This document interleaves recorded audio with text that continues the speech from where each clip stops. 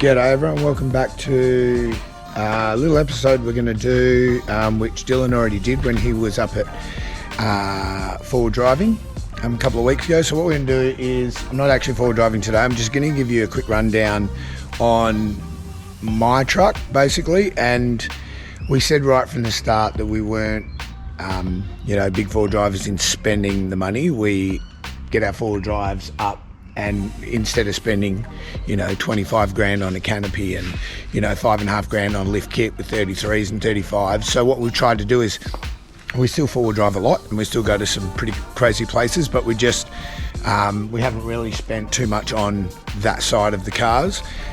So we're going to give you a rundown on what we have, and I'll also give you a rundown on the car, how it was originally and what I've done to it, so you can have a look at the money that you spent or that you spend and that I've spent. And it's I've tried to keep it all within reason and not go crazy, because we do things like jet skiing, we go camping, and there's also money invested in those sort of things. So if you a quick rundown, I drive an 08 Hilux, and the model that I got we were chasing on purpose because we have kids. It's all vinyl floors, so there's no carpet in the car, so that afterwards I can vacuum it out and run the hose through if we've been down the beach and get all the salt and the sand out, which has been an absolute godsend. Our kids, they don't mind the sand and they don't mind getting in the car soaking wet. We also have neoprene car seats, so they're waterproof, which saves the car long term. I think they were $300 for the whole car, and they've been an absolute godsend. Moving on to the car. So when I bought this Hilux, 08 Hilux, this canopy here was not there.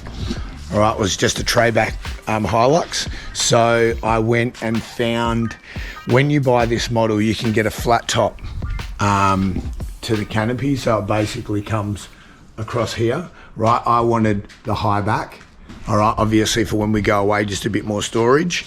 So I ended up picking that up off Marketplace. It was like 250 or 300 bucks, and it had, from being in the sun, it had faded quite a bit, so I took it down and got it painted. So that's been an absolute so good. Nothing leaks. We can go camping with lots of stuff that we need to. We can fit our fridge and all that sort of stuff in there. The next thing we did, we basically just put on bigger tires. We haven't done a lift. We will do a lift. We'll probably just go to a 2-inch lift. I think a 3-inch lift for what we're doing and what we tow, I think is a bit much for what we need. Probably coming towards summer again, because we're about to hit winter.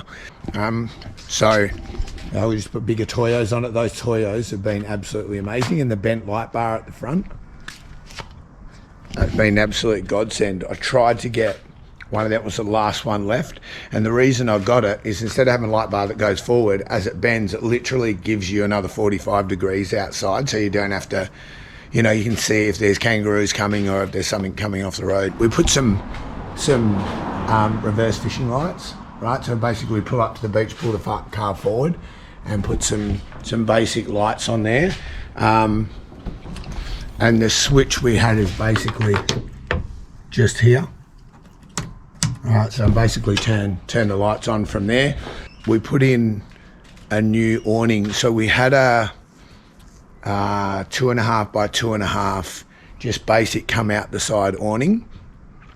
And then we had a few issues with that. Obviously they're very brittle, and we were doing things like, we had the actual tent that comes off the side, that basically you can have a full tent set up there. So we tried that a couple of times. For us, worst thing, because you can't go anywhere. When you have a tent attached, you literally can't do anything. And then what we've done is gone to a Dace awning, a 180. Best thing ever, right? You read lots of reviews where people are like, too many ropes or too many poles and stuff like that. But like, we had to put the poles out anyway, we had to put the ropes, so, and it gives us obviously a lot more coverage from the sun.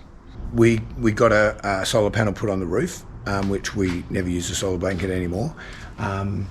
So we have 160 watt in full sun. It gives us 10 amps an hour. That is truckloads. All we use is we have a fridge that runs. We have an 80 litre. Then when we get there, we run some lights through camp. People charge their phones and things like that. What I've done, a couple of things just to make things a little bit easier, is on the side we've got a little smaller controller there which controls the blanket and the input. What I also did was put this little USB multi, so it gives you 8 USBs. So basically this side of the car is pretty busy when we're camping. People with their phones or drones, GoPros, whatever need to be charged.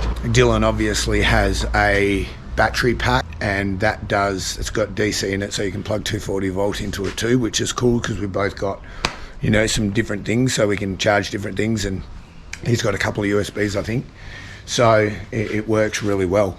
The other thing is for driving gear. There's a couple of things that you need. You need, obviously, forward driving. You need to, if you don't know how to forward drive, the key is, unless you need to go quick, is like just let your tyres down, and it's controlled driving. You want the wheels to get traction. The faster you go, the quicker you're going to sink. Getting stuck, there's things that you will need. You can get different versions of them, but say Max Tracks, for example. So these things here, these Max Tracks, these are awesome. I have 4, and they're obviously designed for when you get bogged. Dig them out, stick them under the wheels, and then slow and controlled out again. The second thing is a snatch strap. So I have this is 20 meters. On purpose, so I got nice and long one. But then you also need a snatch blanket, a damper blanket. So it's basically like when you have these connected to the 2 cars, that goes over the top. A lot of the times, if you snatch and you snatch too fast, or there's a flaw in the rope, it'll snap, and what it does is take the rope straight down to the floor so that it doesn't come through your window. It's happened before. Quite a few people over the years have died where they don't put it over there, or they've connected it to their tow ball hitch, which is one thing I want to talk about. Never connect your snatch strap to your tow ball hitch, and never connect it at the front of everyone's car. There's a couple of welded on U-brackets. They're not recovery points, all right? They are for, on the truck, when the cars come over from overseas, they are just to tie the car down to stop it moving on the ship. They're not recovery points, all right? So that's when you have things that shoot through your window. Always take a shovel. And then the other thing I do is, if you do get a flat or something like that, I'll always take this. It's like a jack base.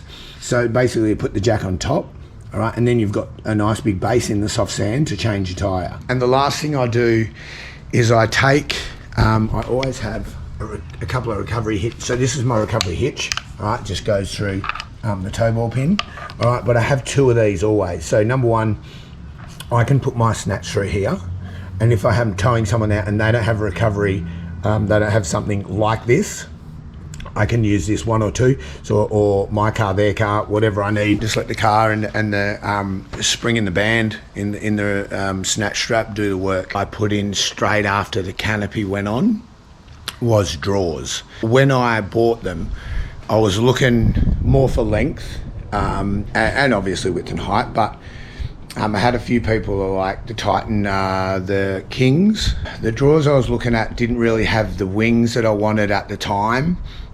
So I ended up going with the Kings one. Now, their Titan drawer system, I have not had any trouble with them at all. What I did do, spent a whole day and I loosened every single bolt, and I put Loctite on everything, and I drilled it shut, so that now here we are like 4 years down the track, still haven't got a rattle in there from a bolt that might have come loose. And that was a tip that I got off a guy on YouTube.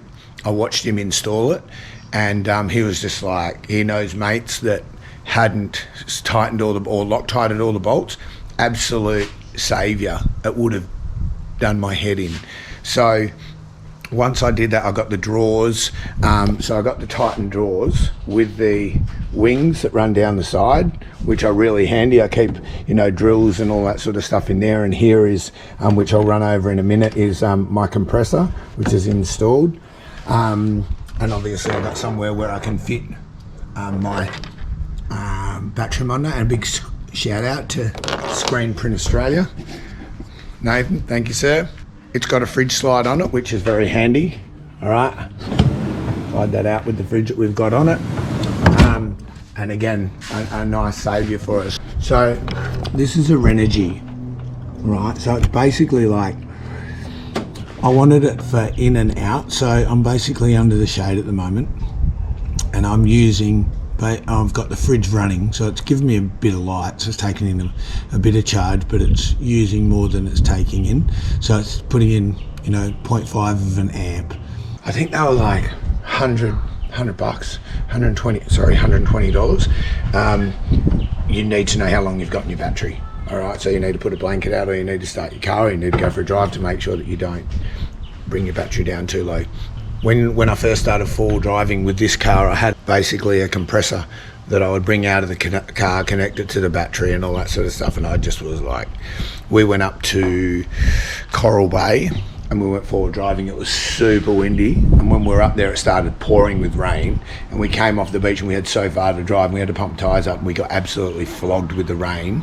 We went and bought a ARB single barrel compressor to fit in the car. So basically we sit in here. So what I have,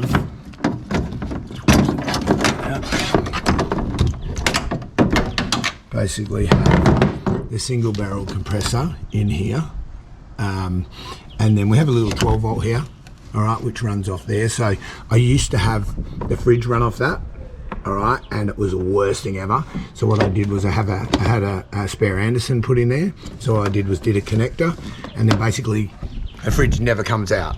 All right, I don't want to be away on a trip and you're like there and you got all your food and frozen stuff in there and it's all ruined. All right, so that compressor basically sits in there with the hose, and I use the ARB air controller. Basically you turn it on, it tells you the pressure in your tyre. But what I did was I had a little valve put here, all right, basically it just plugs into there, all right, and then I don't have to connect it to the battery, and I don't have to bring it in and put it on there like we had to do that. It doesn't come like that. So yeah, and it works an absolute treat. I love it. The best thing we ever did was get a four-wheel drive for the family, and the trips that we've had, the experiences that we've had, the camping, being out.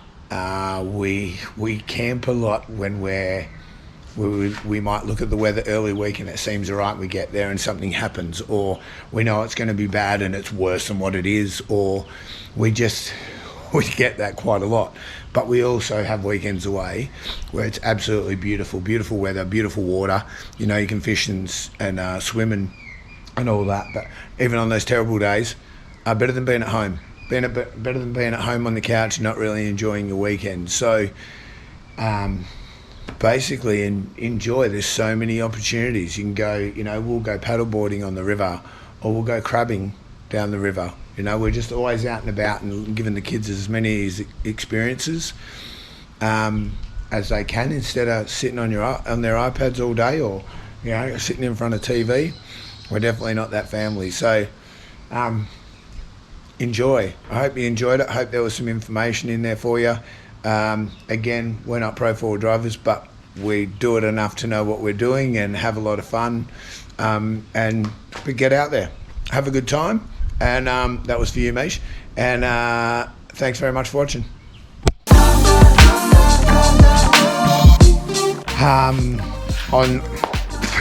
Pardon.